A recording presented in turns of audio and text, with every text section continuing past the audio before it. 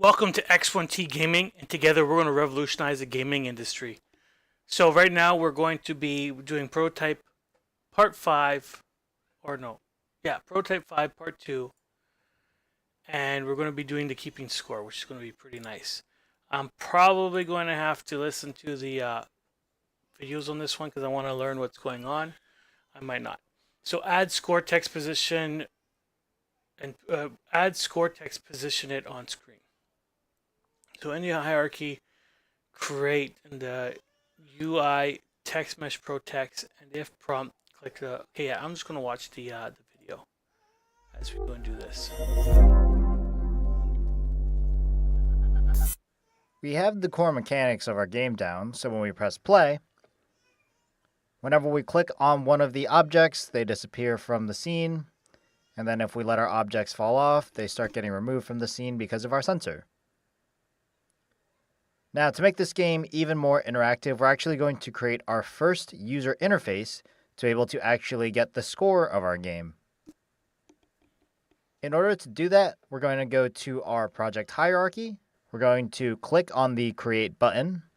We're going to go to the UI, and we're going to select Text Mesh Pro Text. If you have a newer version of Unity, it might have these flipped and say Text Mesh Pro instead of Text Mesh Pro Text. But you basically want this Text Mesh Pro version instead of the default text because it gives you more control over the look of that text. Now, the first time you do this, it might ask you to import the Text Mesh Pro Essentials. So just make sure that you do that by clicking on the Import TMP Essentials button. Now, Text Mesh Pro has been added to our project. His computer's a lot faster than mine. Okay.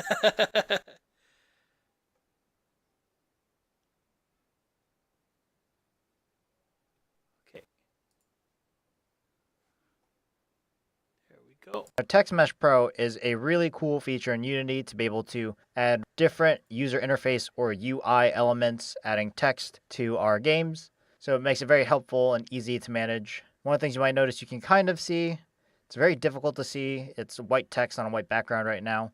In fact, Unity has, in our scene, added an entirely new element to our game.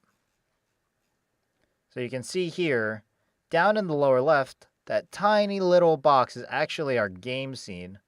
And this massive rectangle here is actually where all of our different text and UI elements are going to be. In fact, if we actually drag this, and we'll make sure that we have our move tool selected, we can actually move this over to different parts of our screen. We'll just undo that for now. Now, all of our text and our UI elements are going to be rendered on this thing called a canvas. Now, this canvas is actually where all of our different elements are going to go. So if we add in buttons, or if we add in other text, it'll all be held on our canvas, which is the place where it manages all of our different UI elements. Now, with our Text Mesh Pro text underneath the canvas, we're actually going to rename this. So we'll rename it to Score Text. And you can see here that this has a pretty strange position on our scene, and we can move it around using our Move tool, or we can do other things with our canvas here to be able to place our text in certain locations to make it easier. Now, in fact, right now you can see that the positions are all set to 0, 0, 0. That's because in our inspector for our score text, there's this little box on the left-hand side for our anchors. Now, with the canvas, we can actually anchor our text in certain positions on the screen and base them off of those positions' values. It's particularly useful if you're doing something with different screen sizes. So, for example, somebody might play this game on a phone, which is a very small screen, and it could either be horizontal or vertical. So it'll have different space on the side of your game. Versus in our current game scene, we can see the sides of the box pretty easily. But if we always want to make sure that our text is always in the top left, we can anchor our text using this anchors box, and it'll have you select different options. So in fact, you can immediately select, for example, I want my text to always be anchored to the top left of our scene instead of in the middle. And now you can see that the X and the Y positions have actually changed. If I go back to what it was by default, it was 0, 0. That's because this is the center. If I do the top left, you can see that it changes the X to 621 and the Y to negative 250. If I move the text over to make it fit the scene, now you can see it pretty nicely. Just make sure we align that properly. So what will happen is if I ever resize my screen, our text will always try to go to that position where we've set it in our canvas. Now let's just make sure that it's positioned entirely correctly. For some reason my scale was set a little less. So if we set our text here in the top left, now because the anchor is set on the top left, you'll see that our text will always try and stay in that one position. So very helpful. So what you're going to do now is you're going to go into your hierarchy, right click, you're going to go down to UI. Sweet, that's actually pretty cool. I did not know that. So that's very interesting because they're talking about different platforms and having the phone sideways or up and down, which is going to be really interesting if they're going to actually teach us how to now get our game and put it onto a phone. That would be very interesting. Okay, edit scores text property. We're going to have to watch this one again.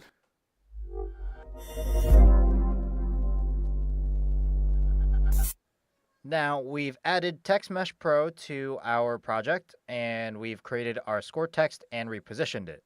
Now other things that we can do with our TextMesh Pro elements is we have this UGUI section down here.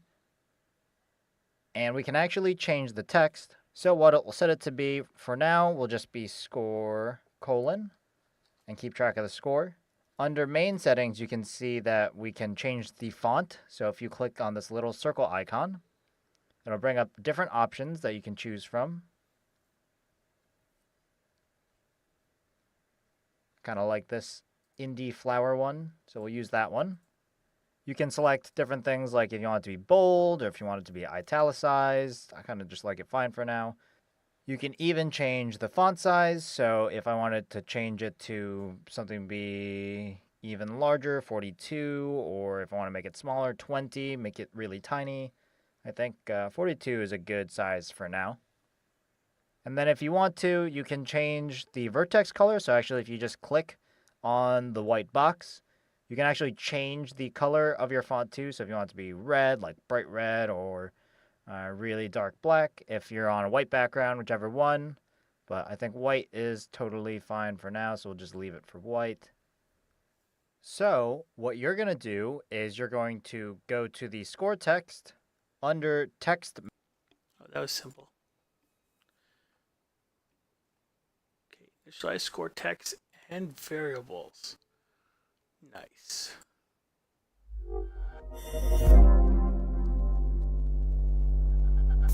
So in our project, we've set up TextMesh Pro and added a text element to our scene. So that way we can actually keep track of our score.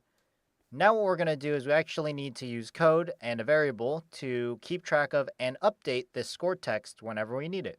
To do that, we're going to go into our game manager script. Now, one of the first things that we actually need to do in our script is we need to take advantage of these using keywords up here. Now, this entire time, as we've been doing our project, we've had these statements at the top of our program the entire time. Using is a special keyword in C# that enables you to import other libraries and packages into the current script that you're editing.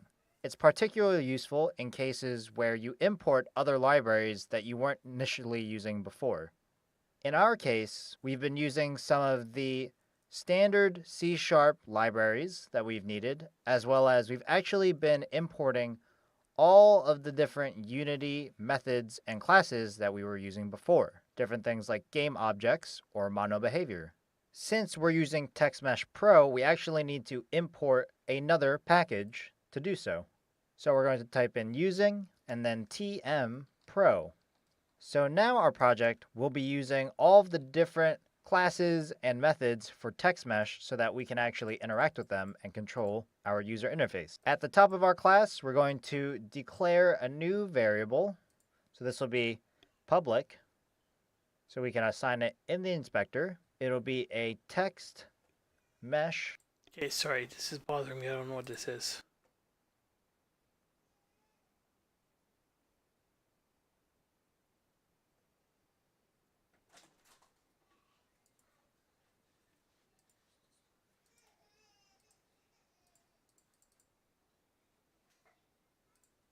Whatever. No, I'm streaming right now. Pro UGUI, and we'll call it the score text. So this will be the text that we created before. On top of that, we'll need an actual variable to store our score. So it'll be a private, it'll be a whole number, so we'll make it an integer, and then we'll call it score. In our start method, we'll make sure that we set score to 0 so that TextMesh Pro won't have any issues in using it. And then underneath that, we'll actually use our score text variable. And in this case, we actually have to use the text itself. So we actually have to use .text to be able to set the text. And we'll set it to be score as a string literal, colon, space. And then we're going to concatenate, in this case, our score variable. So as we update the score variable, it should change later. Now, in Unity, make sure that in your project hierarchy in the game manager, you assign the score text underneath the canvas into the score text in our game manager script. And now when we save, press play, you can see that our score is immediately set to 0. So what you're going to do is in your game manager script, at the top of the script, add a using TM Pro underneath all of the other using statements. For our variables in our script, we're going to create a public text mesh pro UGUI, as well as a private integer for our score. In our start method, we're going to set score to be 0, and for our score text variable, we're going to get the text element, and we're going to set that to be score colon, and then concatenate on our score variable. Now it's your turn.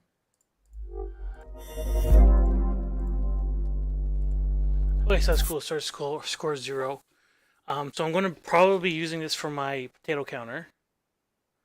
And I'm not going to have the score like there, but I'm going to have it hidden away. And then you're going to have to go, and then you have to guess what that score is. However, I'm going to want to make it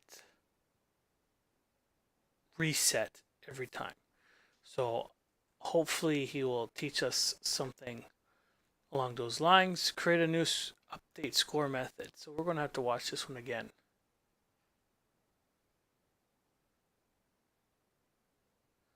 Watch the videos again. This is all pretty new and good.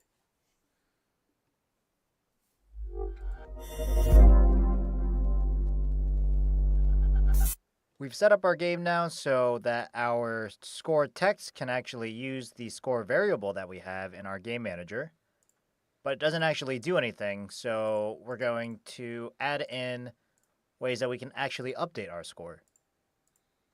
In our game manager class, we're going to create another function so that we can actually update our score and then update our score text accordingly. If we create a new method, we'll make this void for now since it's just calculating our score and then updating something already. We don't need it to return any values. We'll call it update score. And then in our update score, we're just going to take out our score text where we update it here, cut it, and paste it into our update score. Now, every time we call update score, it's just going to tell us our current score, which isn't really that useful since our current score is 0 and it's not actually doing anything. So we're going to use parameters here so that we can actually add to our score every time, and then that way it'll update the score text here. So we'll use an integer and call it score to add. So this will be the score that we add into our current score every time. Now we need to actually update the score itself before we update the text, because that's what the text is using to actually change the score. So if we type score, and then we say plus equals the score to add, now it'll add whatever value we pass into our parameter onto our score, because remember, this is the same as saying score is set to score plus score to add. So the original score that we had plus the value that we pass in here. And so now it should update score. So now if we go to our start method, we should say update score. And we're not adding anything because it's the first time it's running. So it should just tell us the score, which should just be 0 anyways. So if we play our game, you should just see a 0. Cool. So we know that works, but we still need to update it. So I think a good place to update our score in our game manager is probably whenever we spawn a target, at least just for now, just to see that it works. So in here, every time we spawn a new enemy, we'll update our score. We'll just say 5 every time. So every time one of those blocks spawns, it should just add 5 to our score. So if we test this in our game, cool. So every time one of these blocks spawns, it adds 5 to our score every single time. So works for now. So what you're going to do in your game manager class is you're going to create your own update score method and pass in a parameter for the score to add. Sweet. And then you're actually going to use some calculations so that we can take our current score. So that's pretty much what I need for my game. So what I'm going to do for my game is that score was going to be +5. I'm just going to have a +1 for the destroy method. So whenever it gets... Oh. But I got to have a separate one because I don't want to count the...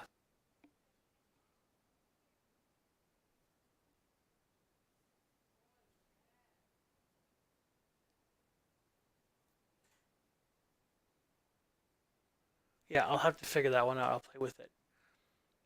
Because I wanted to count the green ones, not the red ones, in my other game.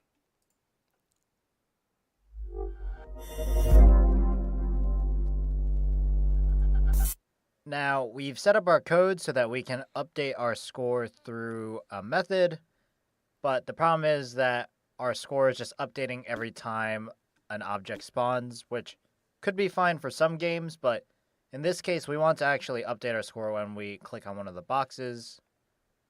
So we're going to change that in our code.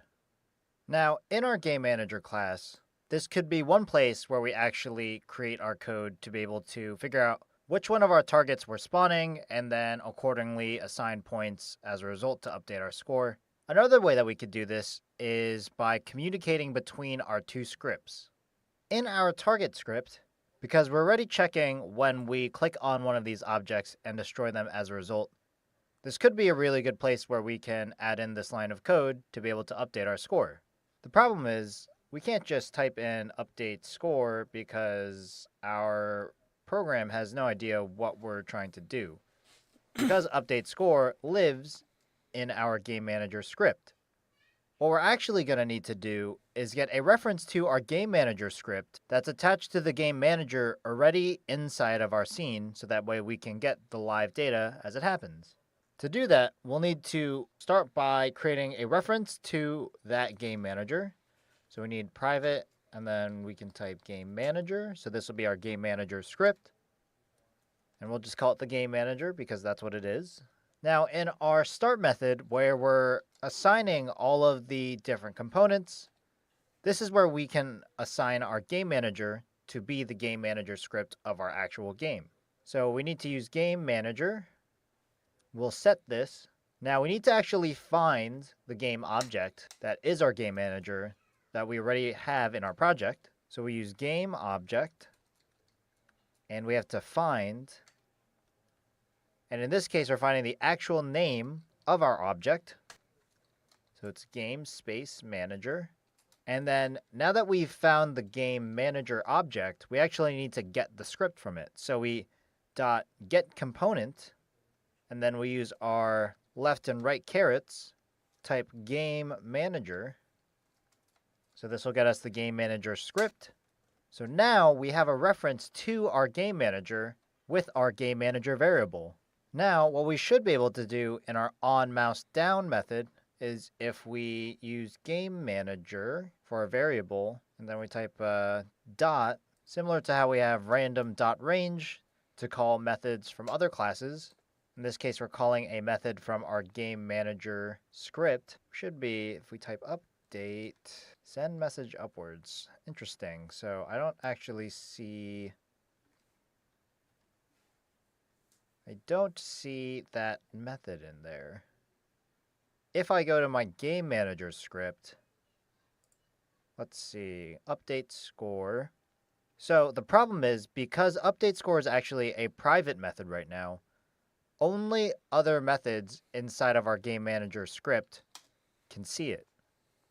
Similar to how we make our variables public to see them in Unity, if I make this method public and then I save our game manager, now in our target script, if I type in dot and I put update, there you go. So update score is now a public method. So now I can update this outside of the game manager script itself. So now whenever I click on one of the boxes, our score should be updated by 5. In game manager, I just want to make sure that I remove the update score from the spawn target because that's pretty useless. Save that script. And now, if I test my game in Unity, when I click one of the objects, my score updates by 5 every time. So, what you're going to do, in your game manager script, under spawn target, remove the line for your update score, so we don't need that anymore.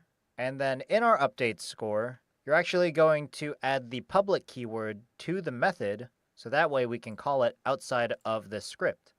In our target script, you're going to create a reference variable for our game manager. In your start... Yeah, I don't know why this is not working.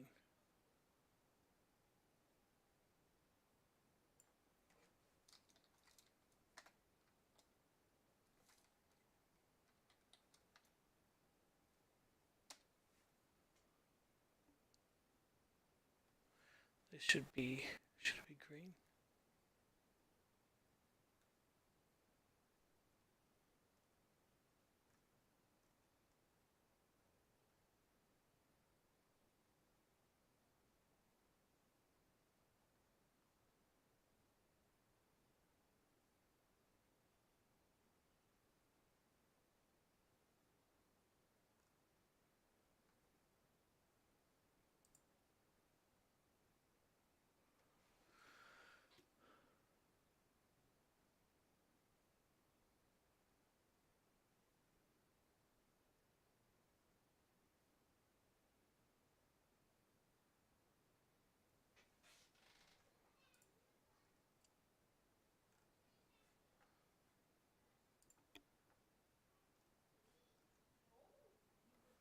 Okay.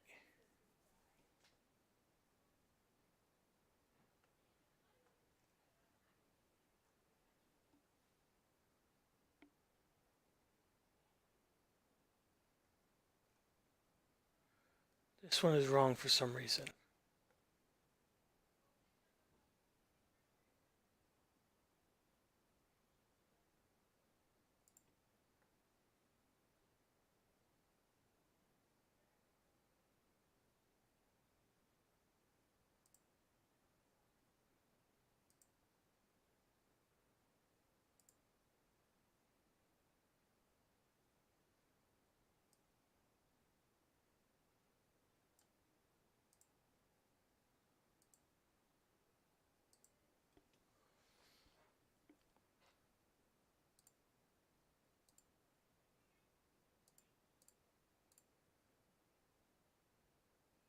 That should be fine.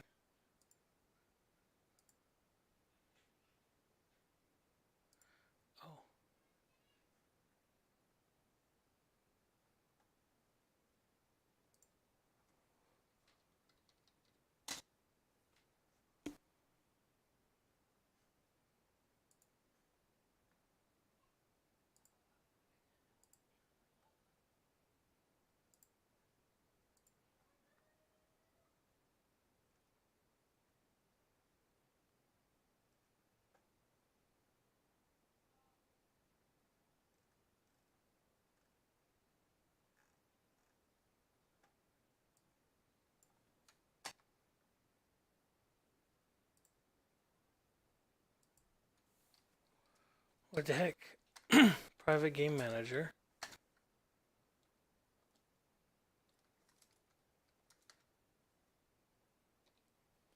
But it's not doing that. It's not changing colors.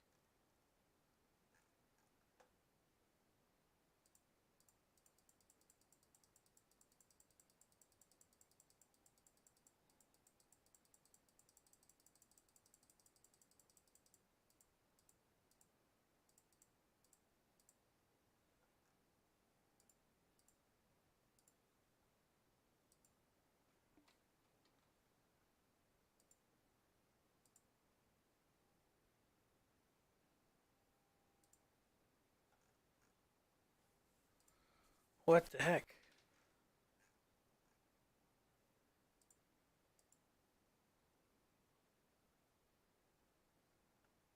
Nothing's working now.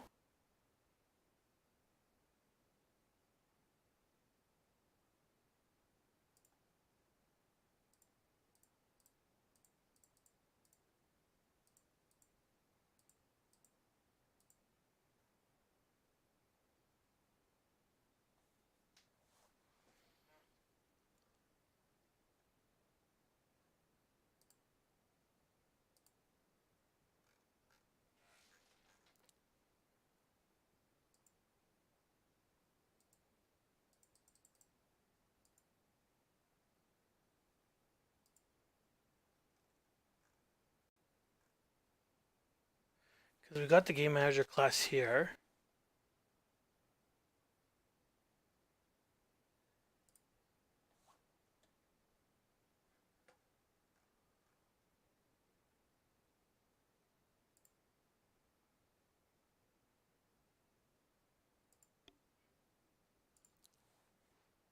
Yeah, there's no space in game manager.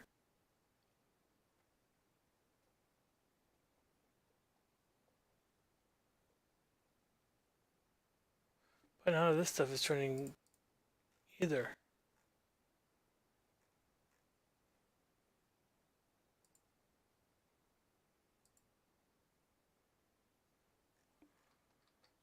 Okay, let's see the game.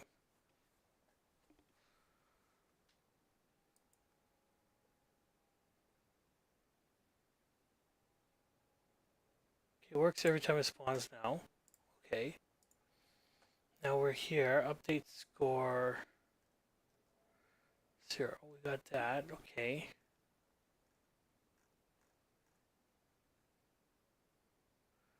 The targets seem to be working.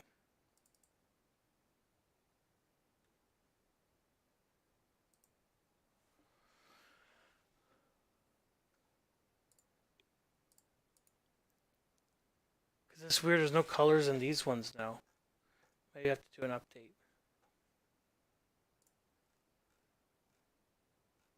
Okay, I think maybe I'll call it quits for now. And we will try to figure out what this is going.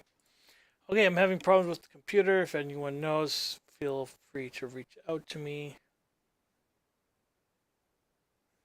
Okay, I'm going to stop the streaming. I will also be on again today at 9. Hopefully I'll get this problem fixed by then. Okay, you guys have a good